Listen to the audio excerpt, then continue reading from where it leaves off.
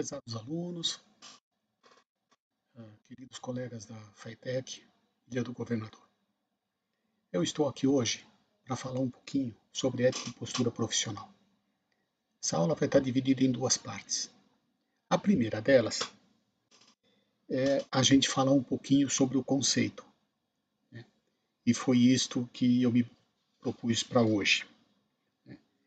Bom, temos aí várias questões. Moral representa os hábitos e os costumes de uma sociedade, enquanto ética é um comportamento moral individual racionalizado, uma espécie de filosofia da moral. A interpretação das regras morais leva aos princípios éticos. Isso você encontra essa definição em vários livros, na internet, basta procurar. Basicamente, ética é o comportamento individual refletido de uma pessoa com base em um código de ética ou de conduta que deve ter aplicabilidade geral. É o chamado ética, é chamado de ética o campo da filosofia que se dedica a entender e a refletir as ações humanas, ações morais, e classificá-las, então, certas ou erradas. Por isso, podemos dizer que ética é uma espécie de filosofia moral. Moral é, por sua vez, o costume ou hábito de um povo e de uma sociedade, ou seja, de determinados povos em determinados tempos. A moral muda constantemente, ao contrário da ética, pois os hábitos morais são renovados periodicamente, de acordo com o local em que são observados. A ética a gente carrega conosco, porque é uma postura muito individual. Fala-se muito também em código de ética das empresas, tá certo? Independente das regras, das leis, do que existe, a empresa escreve a interpretação que ela tem dessas regras internas, desses códigos de conduta interno e também até mesmo das leis vigentes na sociedade onde ela está implantada. Para fecharmos esse pequeno preâmbulo, conjecturando que a moral faz você ser bem aceito pela sociedade, enquanto a ética faz você se aceitar bem. É a interpretação da moral, é a interiorização daquelas regras de boa conduta, tá certo? Em que faz com que você seja bem aceito na sociedade onde você vive. Lembrando, naturalmente, que o ser humano é um animal social. Ele precisa de outros seres humanos para se sentir pleno, realizado. Ele tem que trocar informações, tá certo? Eu acho que nenhum outro animal na natureza é capaz de trocar tantas informações com tanta precisão quanto o ser humano. Isso é óbvio. Nós podemos registrar a história e aprender com a história, aprender com esse registro. Quem mais faz isso, se não nós, pelo menos que esteja no nosso conhecimento dentro deste planeta? Um profissional não está agindo corretamente quando não entrega o que o seu cliente espera de um bom serviço ou de um bom produto, tá certo? Vem aquela questão. O próprio profissional, ele pode se sentir esperto por enganar alguém, mas ele não sente orgulho nenhum em estar fazendo isto, porque ao fazer isto, ele está lesando outra pessoa. E isso não é aceito tanto por princípios morais quanto éticos, tá certo? Então, se um profissional qualquer está enganando um cliente, por mais gentil que ele seja, por mais prestativo, por mais cheio de carinhos que ele seja, ele estará sendo antiético, sim. E eu acho que esse é um recado muito importante para passar para os nossos alunos, que muito em breve também serão profissionais, se já não são, serão profissionais autônomos, estarão prestando serviço para a sociedade, estarão entregando produtos, tá certo? E a maneira como você faz isso, a seriedade com que você faz isso, transforma você em um profissional de respeito, tá certo? Com boa reputação no mercado. Transforma você em um profissional legal, que todo mundo quer recomendar para um amigo, para o vizinho, para todo mundo que precise daquele serviço ou daquele produto. Para ilustrar bem isto, e também para que a gente não apresente uma discussão filosófica como resposta, né, nós vamos apresentar aqui um desafio que não foi proposto agora, mas foi proposto há mais de milênio por Platão. É o Anel de Giges. O personagem dessa história, um pastor chamado Giges, encontra por acaso uma caverna onde jaz um cadáver que usa um anel. Quando Giges coloca o anel no próprio dedo, descobre que esse o torna invisível. Ninguém para monitorar seu comportamento. Giges, que até então era um bom homem, sendo reconhecido por isso, passa a praticar más ações. Deploráveis, a bem dizer. Seduz a rainha, mata o rei, toma o trono e assim por diante, levando vantagens sobre a sua invisibilidade. Esta história é uma ótima reflexão de como a pessoa pode se comportar quando ninguém está vendo. Né? Quando ninguém está vendo. O medo de ser pego e julgado por seus atos faz com que o homem cuide do seu comportamento em grupo. Tá certo? Muitas vezes a pessoa pode ter a intenção ou o instinto de uma determinada ação.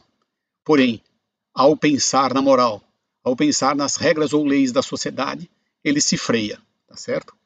E não comete aquele ato, tá certo? Mas se esse homem, não pudesse ser descoberto, será que isto mudaria esse comportamento? Será que os valores e o caráter seriam julgados da mesma forma? Ou estaríamos diante da mesma pessoa em qualquer que seja a situação? Eu costumo, e eu gosto muito de citar ditados que meu avô citavam em casa, que eles falavam assim que a situação faz o ladrão, da mesma forma que diziam que diga-me com quem andas, que te direi quem és, tá certo? Obviamente que isso são exemplos extremos, tá certo? Na vida nada é tão extremo. Se o que interessa são as ações, os que reprimem seus reais instintos, seja por medo ou por qualquer outro julgamento, deveriam ser qualificados de pessoas dignas, honestas e até boas? É uma pergunta interessante, não é? Eu sou ruim, eu tenho vontade de matar ou roubar, mas não estou fazendo isso por medo. Aí vem aquela questão. Se o que vale são as ações, o mundo vai me ver como digno, como honesto, porque eu só cometo boas ações. Se o que realmente vale são as intenções e as ações, ou seja, a ação junto com a intenção, então a coisa muda de figura. Né? Uma vez, eu até completando um pouco esse quadro, uma vez eu estava conversando com um psicólogo, e estava falando para ele que eu gostaria de não ter medo de nada, que eu gostaria de ter coragem de matar. Porém, gostaria também de saber que não é bom fazê-lo. Tá certo? Eu falei, eu não quero não cometer um erro por medo. Medo de julgamento, medo da lei, medo de... Não, eu quero não fazer determinada coisa por ter uma índole boa. Eu posso fazer uma coisa errada? Eu posso matar? Posso roubar? Posso. Tenho coragem para fazer? Tenho. Quero fazer? Não. Essa é uma coisa muito importante. Tá certo? Né? Isso, em algumas profissões, fica muito evidente. Né? Um policial, por exemplo, ele não pode ter medo de sacar o revólver e atirar. Mas ele não faz isso à torta e à direita, porque ele simplesmente tem um controle, tem princípios morais que ele leva em consideração, tem a sua ética profissional em prática. Quem não tem isso não é um bom profissional, não seria um bom policial, por exemplo. Desculpem se eu estiver usando um exemplo um pouco fantasioso. Bem, falando do ponto de vista profissional, por exemplo, e muito mais light do que matar e morrer, né? A gente poderia, assim, analisar, né, que se vê muito por aí gente cujo comportamento nos faz questionar sobre quem são essas pessoas que trabalham conosco, por exemplo. As situações vão desde o básico. Joga lixo no chão, não se incomoda com as coisas, não cuida bem do que não é dele, entre aspas, né? Até atos mais graves, como furtar equipamentos de uma empresa, papel, consumíveis, né? Ou mesmo objetos pertencentes a outras pessoas. Eu já tive exemplos desse tipo de atitude, mas eu também já tive vários exemplos, né, de pessoas humildes, né, até necessitando bastante de determinados recursos e com um princípio ético, uma honestidade acima de suas necessidades. Eu fiquei orgulhoso nesse momento de ser brasileiro. Aliás, como foi aqui na Ilha do Governador, de ser brasileiro, de morar na Ilha do Governador, ter gente aqui na ilha que age desta forma.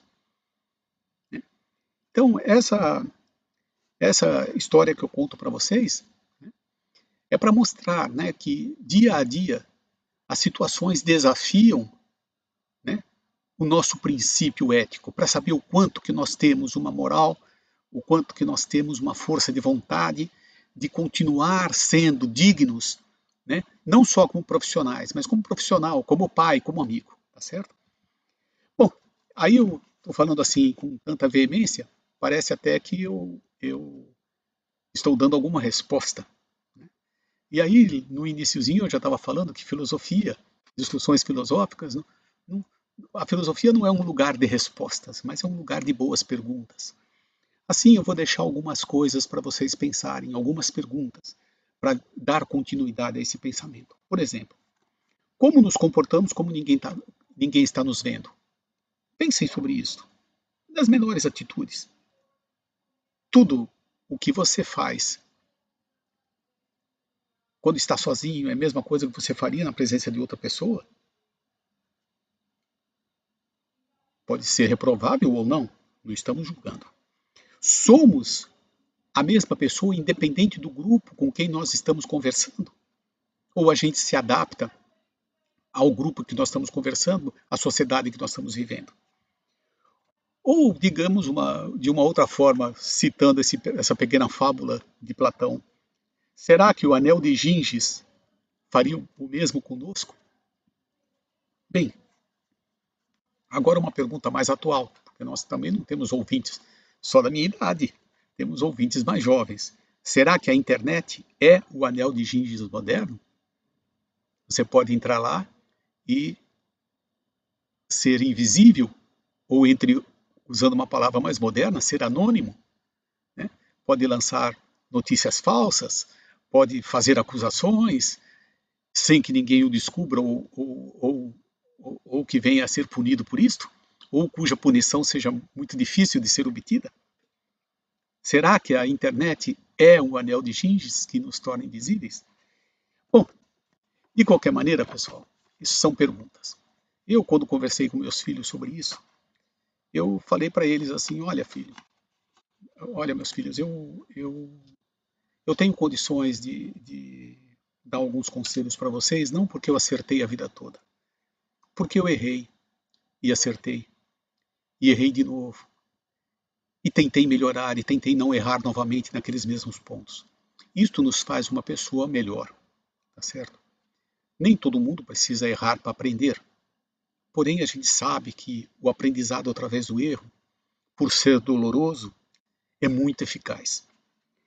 E eu falo assim, se eu sinto orgulho daquilo que faço, se eu consigo contar para as pessoas que eu prezo como é que foi o meu dia, se eu sou qualificado como uma pessoa legal pelos meus colegas, pelos meus clientes, pelas pessoas com quem eu estou me relacionando, de alguma forma, eu estou agindo eticamente sem nem saber qual é a definição de ética, seguindo simplesmente as regras morais que guiam a sociedade. Portanto, meus amigos, sejamos legais. Para ser legal não tem definição. Eu não preciso explicar para ninguém o que é ser uma pessoa legal, né? Eu fico muito orgulhoso quando eu olho meus alunos ou amigos e vejo que eles se transformaram em pessoas legais. Não falo se pessoa ética, se digna, se cidadão ou não cidadão, mas pessoas legais, que é um conceito comum hoje em dia. Um conceito cuja definição seria muito complexa, mas que é muito legal de a gente falar, de a gente utilizar, porque é de aceitação comum, certo? Então é isso. Por hoje é o que eu tinha para falar para vocês, né? Não sei nem se esse vídeo ficou muito bom, é uma experiência que eu estou fazendo, né? E eu agradeço muito a atenção de todos, agradeço a oportunidade que a FAETEC tem me dado de conversar com diferentes tipos de pessoa, de conhecer gente muito legal, né? Isso tem sido muito bom. Então, obrigado a todos e vamos em frente, vamos continuar com esperança e fé no futuro, porque ele só depende daquilo que nós fizermos hoje. Obrigado.